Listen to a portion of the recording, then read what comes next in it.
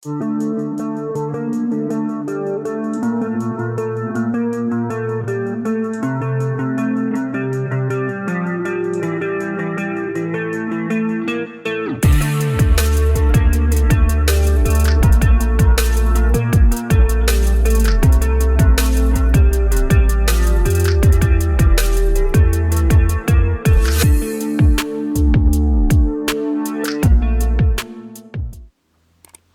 Mesdemoiselles et Messieurs, bonjour et merci encore une fois de plus de nous avoir choisis pour vous informer, pour communier avec nous dans les réflexions que nous faisons ici sur Contact Pro Live. Aujourd'hui, nous sommes dimanche, le 22 août 2021 et nous avons décidé de venir encore auprès de vous au courant de ce week-end parce que beaucoup de gens nous ont posé une question qui est vraiment très primordiale, qui est principale. La question, c'est celui du tribalisme. On ne s'éloigne pas de la ligne directive de notre constitution, ni de ce que nous nous sommes définis il y a quelque temps où nous allons parler, alterner disons, de l'état de siège et puis de ce qui se passe à la désignation de la personne de la CENI. Nous faisons ces derniers temps ces réflexions-là, mais aujourd'hui, tellement que nous sommes dans des groupes à WhatsApp où la question est brûlante sur le tribalisme, beaucoup de gens posent la question, est-ce que le président Tshisekedi est un tribaliste? Est-ce que le régime actuel on peut dire que ce sont des tribalistes, ce sont des gens qui appliquent le tribalisme. Est-ce que ce n'est pas le gouvernement actuel, est-ce que ce n'est pas le pouvoir actuel qui attise encore le fait du tribalisme au sein des institutions de l'État? Aujourd'hui, encore une fois de plus, permettez que nous puissions réfléchir encore, mais j'en avais déjà parlé. Mais je vais vous répondre parce qu'il y a beaucoup de gens qui m'ont posé cette question-là. Oh non, Yoza Kolobabo est tribaliste, Yoza tribaliste. Est-ce que Tshisekedi Yaza tribaliste? Est-ce que Ndengenini Yoza ko qualifié Tshisekedi comme tribaliste, comme pouvoir allélo Ezaba tribaliste, tout ça. Et la question va ça prend beaucoup d'ampleur. Nous avons vu à Kinshasa, où il y a des gens maintenant qui commencent à organiser des manifestations contre le tribalisme. Nous allons développer cette question-là aujourd'hui dans cette tranche de Contact Pro Live. Mais avant d'aller un peu plus loin, nous allons prendre les grands titres à la une des journaux qui paraissent ce matin sur Internet et puis nous revenons tout de suite après. Voici les grands titres à la une des journaux qui paraissent ce matin sur Internet. Nous commençons par élection.net. Gratuité de l'enseignement, suspension de 16 chefs d'établissement à Lubero. Puis à RDC finalement, Gabriel Kyungu Akumwanza n'est plus. On va sur actualité.cd. Cape City, Nathan Idumba a fait ses débuts dès l'ouverture du championnat sud-africain. Puis RDC, le député national et sénateur de Maniema sollicite l'implication de Félix Tshisekedi pour permettre à Matata Mponyo de se rendre à l'étranger pour les soins. On va sur Congo profond. Mort de Kyungu, l'INAFEC invite de ses combattants à la sérénité et au calme. En conflit avec l'aile Mayobo, Dorothée Gizenga crée le parti Lumumbiste unifié Gizenga. On va sur 7 sur 7. Pour Kangalonzo, 14 parlementaires, nous en avions parlé, ont écrit une lettre à Tshisekedi, et puis Nord Kivu, 16 chefs d'établissement suspendus, et puis Kasaï Central, UDPS en sit-in à la CENI depuis 3 jours pour réclamer l'élection du gouverneur. On termine par Radio Okapi, Équateur, des touristes européens en Mbandaka pour découvrir les cultures traditionnelles et richesses en forêt. Mbandaka toujours. Plusieurs cas de décès suite à la grève des infirmiers.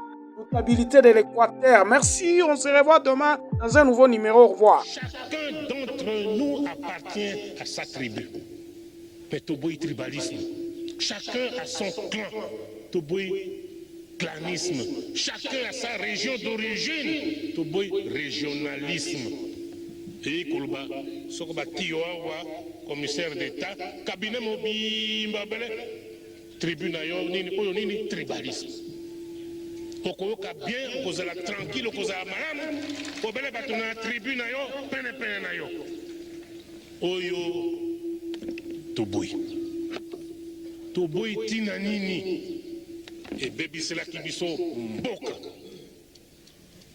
mpe soko tokebi te ekobebisela biso lisusu mboka soki omoni mokonzi bamama batata bandeko chauffeur obele kabila na ye cuisinier obele kabila na ye bureau na ye obele kabila na ye mauvais militant azali nini tribaliste. Voilà. L'actualité est prédominée toujours par la désignation. Il y a des membres et un comité à CENI, donc il y a organisation à CENI. Mais nous allons vraiment réfléchir. Nous allons nous poser 3 à 4 questions dans cette émission. Pourquoi les manifestations contre le tribalisme? C'est organisé par qui?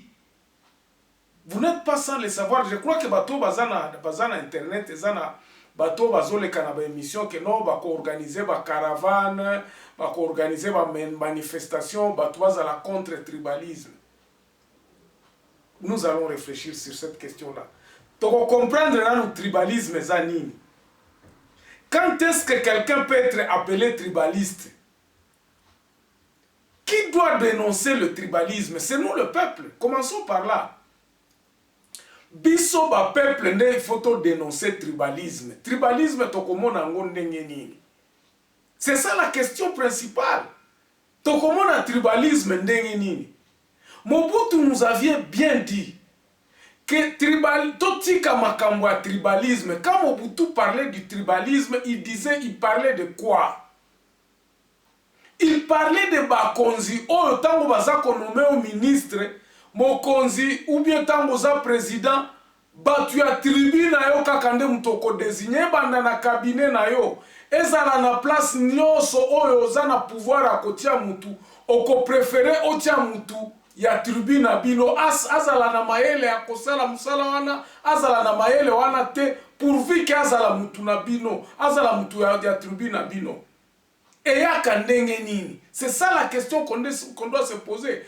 Batu basala kailoko wana pona ko consolider pouvoir na bango. Batu oyo balingi ko sala na baninga te. Basala ka ndenge nini balobi te. Nga soki nazo sala na batu mususu bakoya ko tianga bakal na musala na ngai. C'est comme ça qu'ils vont se sécuriser en recrutant batu oyo bazana affinité moko mingi zana ba tribu moko. Oyo tomona ki wa ndenge nini tomona ki ango sikoyo community na ba ministère ebele o comme pa ya ministre tel okoyo bandana huissier ti na secrétaire balobaka munokomoko. Nous avons vu ça baswahili tangu bakoti gouvernement komika ya baswahili boko yiko kanga mutu te tangu ya Mobutu ezalaki ba mangala ezalaki l'armée ezalaki armée ya batu ya mangala. C'est ça donc parce que les gens se sentent en insécurité. Loi ezate batu baza ko respecter loi te mais toza ko consolider pouvoir na biso tango zui chance okomona ka so ozui chance kaka o ba nomeo batu ya tribu na yo bakomi koya biso que non voilà tour na yo yango tour na biso yango. Maintenant okomona ba konome mutu boye batu ya tribu na yo ba mongo soki banani o soki ba kianda batu ya nani ba ko féliciter o ba ko banda ko praise yo comme on dit en anglais que non bakomi ko kumisa yo bakomi ko faire voir yo que non tango na yo yango yo ekoki. Arrête de voir avance ya babilo kona yo siko ministre yo siko président il faut recruter kaka bandeko na yo ezala na ayeba musala te mais priorité ozo sala pa kaka na bandeko na yo emona na ndenge nini eza eloko ya kobomba te okokuta na ba ministère mususu balobaka chiluba okuta na ma ministère mususu bazolo baka lingala okuta na ba ministère mususu ezaka bazolo ba kimongo Donc, c'est ça justement le tribalisme. Donc, mokonzi azako favoriser batu ya tribu na ye bayeba musala te etali ye te mais baezala kaka pembeni na ye. Maintenant, aujourd'hui toki koloba nini pour répondre à la question à koloba, est-ce que Tshisekedi, est-ce que le pouvoir actuel est un pouvoir tribaliste? Moi personnellement je dis bota la kaka bino moko tribuni neza ko eza ko prédominer na ba poste nyonso ya responsabilité. Lelo o toza na problème o ba toza ko linga ko consolider ba pouvoir na bango. Okoyoka ezala na parlement, ezala na cour constitutionnelle, ezala wapi na gouvernement partout. Vous allez vous-même répondre à cette question. Ngana lingi kolobate que non ezabwe répondez botala ezabino kwa yako bombate. Botala ni yango batu baza kosala. Qu'est-ce que les gens font? Na cabinet mokonzi. Botala combien de batu baza kuna ya tribu moko. Na ba ministère au place mutuazali ministre soki Muindo Zangi. Bokende kotala na cabinet na ye. Est-ce que batu combien baza na kati kuna baza banande? Kinande kaka mutu eloba makuna. Boti kaka tolo bandengwana. O kende na ministère soki ministère ya nani o ba Congo bazali. Okokuta kaka kote kuna ministre s'est entouré avec les siens. C'est ça qu'on dit le tribalisme. Donc pouvoir aller lo oyo eza tribaliste selon moi. Bazako sale la tribalisme. Pourquoi? Parce que ces gens-là se sentent en sécurité avec leurs frères. Bayeba musala te mais akolinga atia batu o bako protéger pouvoir nae. O bako sala nae, c'est tout à fait normal. Pourquoi ça? Parce que nous ne respectons pas les lois. Tozo tia mibeko liboso te. Ezata na ba directive moko na ba biloko wana te na ba ministère te que non, voici qu'est-ce qu'il faut faire. Batu ba négligea ba biloko ancienneté ya batu neni ba négligea biloko wana ba konome au ministre. Tango okoma ministre okoyana batu na yo. Batu okuti l'essence ya koloba ke non batu ya l'état oyo chauffeur ba chauffeur par exemple. Il y a l'état l'état mto afuta kabango bazala kalisusu te. Yo ba nommé au ministre mbala moko koya na chauffeur na yo koya na ba garde na yo okoya na ba biloko no batu wana banani baza choisi kaka na batu ya tribu na yo. À la tête de l'état, on peut voir aujourd'hui que non, ba nommé batu boye. Maintenant au côté na ba cabinet na bango au côté na banani kuna. Et comment quand on écoute ce tribalisme ezali, ça c'est vrai. Mais comment est-ce que nous allons combattre ce tribalisme? C'est ça la question. Awa tozaki oloba, peuple assez à remarquer que notre tribalisme ezali, ce n'est pas moi qui le dis. Tout le monde crie balobi tribalisme ezali. Pourquoi? Parce que le peuple le remarque. Au Kenya ministère songolo, au kuta kuna kaka Batuana kaka bango moko. Batuana kaka tribu ya mokonzi. Okuta kuna munoko moko kande mtezalo eza kolubanga. Okende na cour constitutionnelle kuna okuti kaka munoko moko ndeza kuna. Mokonzi kote kuna za kaka oyo azana affinité na mokonzi. Mais maintenant, eloko wana eza kokoma pona nini? Tokosili sango pona nini? C'est ça la question. Tokosili sango ndenge nini? Tokosilisa yango bandeko na ba réforme oyo ezali remarquable et oyo komona na miso ya batu nyonso tout. C'est-à-dire que les gens doivent se prendre se comprendre biso nyonso. To se comprendre to yeba place mutu na mutu eza ndenge nini. Comment accéder au pouvoir? Et le tolobaka ba ordre de médecin, ba ordre ba avocat, ba association ba banani wana oyo batu.